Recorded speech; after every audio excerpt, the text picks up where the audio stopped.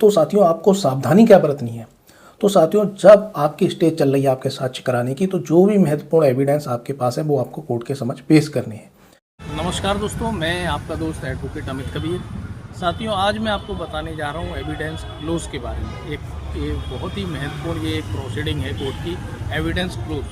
तो साथियों आप जानते ही हैं कि क्रिमिनल प्रोसीडिंग में दो यहाँ पक्ष होते हैं, एक प्रोसिक्यूशन और एक्यूज्ड पक्ष होता है, और सिविल में यहाँ पर होता है प्लेंटिफ और डिफेंडेंट। तो साथियों ये जो पक्षकार जब अपने सारे एविडेंस दे देते हैं, जो भी यहाँ पर अपने एविडेंस देना चाहते हैं, जैसे कि प्रोसिक्यूशन ने जो भी अपने पक्ष में गवाही कराना चाहता था वो उसने गवाही करा दी, जो भी यहाँ पर एविडेंस देना चाहता था, चाहे इलेक्ट्रॉनिक एविडेंस हो, जो भी एविडेंस देना चाहता था उसने दे दिए।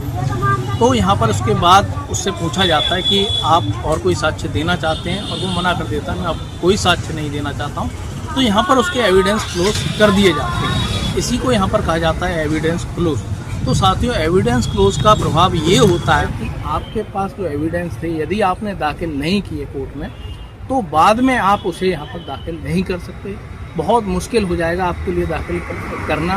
तो हाँ, आप एविडेंस क्लोज होने के बाद यहाँ पर कुछ परिस्थिति है उसमें एविडेंस दाखिल कर सकते हैं। जैसे कि आपकी स्टेज चल रही थी एविडेंस की, उस टाइम पर वो एविडेंस आपके पास नहीं था, बाद में आपके हाथ में कोई सीसीटीवी कैमरे की फुटेज लगी, तो न्याय हित में कोर्ट यहाँ अलाउ कर सकती है। एविडेंस क्लोज होने के बाद भी यहाँ किसी भी स्टेज पर आपको अलाउ कर सकती है एविडेंस देने के लिए, अन्यथा आप एविडेंस नहीं दे सकते। तो ये होता है एविडेंस क्लोज का मतलब। तो नए अधिवक्ता हैं, ये नहीं जानते हैं, उनसे बहुत बड़ी मिस्टेक हो जाती है और बाद में वो एविडेंस दाखिल नहीं कर पाते हैं, उनका पूरा मामला यहाँ पर खराब हो जाता है। तो आपको सावधानी क्या बरतनी है। तो साथियों जब आपकी स्टेज चल रही है आपके साक्ष्य कराने की, तो जो भी महत्वपूर्ण एविडेंस आपके पास है वो आपको कोर्ट के समक्ष पेश करने हैं। आपके पास जितने भी महत्वपूर्ण गवाह हैं आपके फेवर में, उनकी गवाही कोर्ट में करानी है। जो भी डॉक्यूमेंट्री एविडेंस, इलेक्ट्रॉनिक एविडेंस आपके पास है, उसे आपको कोर्ट में यहाँ पर दाखिल कर देना है, अन्यथा बाद में बहुत बड़ी दिक्कत आपके सामने आने वाली है। आप बाद में ऐसे गवाहों की गवाही कराना चाहेंगे या ऐसा कोई साक्ष्य देना चाहेंगे एविडेंस क्लोज होने के बाद, जब आपका यहाँ जो अवसर था वो यहाँ समाप्त हो गया, ठीक है, एविडेंस क्लोज हो गए, उसके बाद आप यहाँ पर एविडेंस देना चाहेंगे, तो इसके लिए आपको रीज़न बताने पड़ेंगे।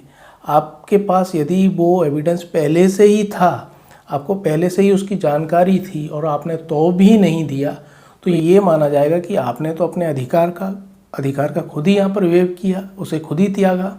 तो साथियों बाद में बहुत बड़ी परेशानी आने वाली है, ठीक है।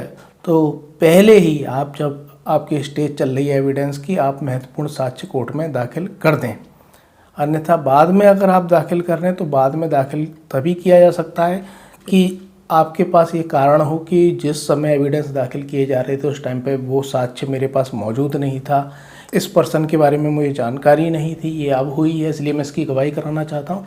तो ये विशेष कारण आपको बताने पड़ेंगे, और कोर्ट को यदि उचित लगता है तभी वो यहाँ पर आपके एविडेंस को रीओपन करेगी। तो साथियों यहाँ पर आपको एक एप्लीकेशन पेश करनी होगी। इस एप्लीकेशन को कहते हैं कि एविडेंस को रीओपन कराने के लिए प्रार्थना पत्र, ठीक है। प्रोसिक्यूशन एविडेंस को रीओपन कराने के लिए यदि प्रोसिक्यूशन बाद में कोई साक्ष्य देना चाहता है तो वो लगाएगा।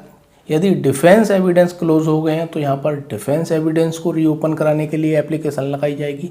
यदि एक्यूज्ड के पक्ष में कोई यहाँ पर गवाह देना चाह रहा है या कोई इलेक्ट्रॉनिक एविडेंस पेश करना चाहता है जो पहले नहीं कर पाया, जब वो स्टेज थी, ठीक है, उसे सारे अपने साक्ष्य प्रस्तुत करने थे, उस समय तो नहीं कर पाया, बाद में करना चाह रहा है, तो साथियों ये अब बहुत मुश्किल होता है। इसके लिए कोर्ट को आपको बताना पड़ेगा कि न्याय में ये बहुत आवश्यक है और मैं किस कारण से ये पहले नहीं कर पाया, ठीक है, पहले ये साक्ष्य नहीं दे पाया, ये आपको बताना पड़ेगा।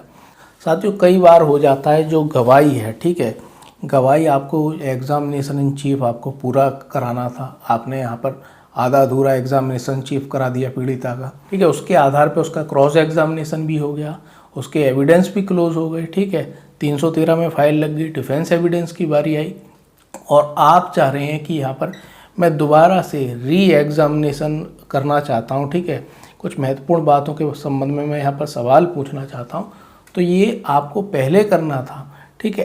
अब आप करना चाहते हैं तो आपको बताना पड़ेगा कि आपने पहले क्यों नहीं ये सवाल किए, ठीक है। उसके लिए विशेष कारण आपको बताने पड़ेंगे, ठीक है। पीड़िता को दोबारा गवाही के लिए बुलाने के लिए कोर्ट में कि उसका दोबारा से मैं री एग्जामिनेशन करना चाहता हूँ, क्योंकि कुछ महत्वपूर्ण तथ्यों के संबंध में पूछना रह गया, ठीक है, कुछ डॉक्यूमेंट को वेरीफाई कराना रह गया। तो साथियों, यहाँ कोर्ट ज़्यादातर ये एप्लीकेशन अलाउ नहीं करती है। ये आपकी एप्लीकेशन तभी अलाउ करती है जब वो साक्ष्य आपके हाथ में नहीं था। जब स्टेज चल रही थी आपके एविडेंस देने की, तो वो एविडेंस आपके हाथ में नहीं था, उस पर्सन को आप नहीं जानते थे, आपको जानकारी नहीं थी कि इसे केस के बारे में ये महत्वपूर्ण फैक्ट्स जानता है, इसकी गवाही इतनी इम्पोर्टेंट है, वो आपको पहले नहीं पता थी। ये आप जब कोर्ट में बताएंगे तो ही कोर्ट आपकी एप्लीकेशन अलाउ कर सकती है, अन्यथा नहीं करेगी। कोर्ट को आपको सेटिस्फाई करना पड़ेगा कि मैंने किस कारण से यहाँ पर जब मेरी स्टेज थी एविडेंस कराने की, मैंने ये गवाही क्यों नहीं कराई, ये डॉक्यूमेंट्री एविडेंस क्यों नहीं दिया, ये आपको बताना पड़ेगा। तो कोर्ट यदि आपकी बात से सेटिस्फाई होती है तो यहाँ रीओपनिंग ऑफ एविडेंस करेगी। यहाँ यदि आप गवाह कराना चाहते हैं दोबारा से तो उसका री एग्जामिनेशन किया जा सकता है। आप यहाँ पर क्रॉस एग्जामिनेशन के लिए बुलाना चाहते हैं तो क्रॉस एग्जामिनेशन के लिए, या यदि उसे री एग्जामिनेशन के लिए बुलाया है तो उसका री एग्जामिनेशन होगा। यदि आप कोई नया गवाह पेश करने के लिए आपने रीओपनिंग ऑफ एविडेंस की एप्लीकेशन लगाई और वो अलाउ हो गई, तो आप नया गवाह प्रस्तुत कर सकते हैं। या डॉक्यूमेंट्री एविडेंस के लिए लगाई तो आप डॉक्यूमेंट्री एविडेंस पेश कर सकते हैं। ये आप तभी कर सकते हैं जब आपकी application reopening of evidence allow हो गई।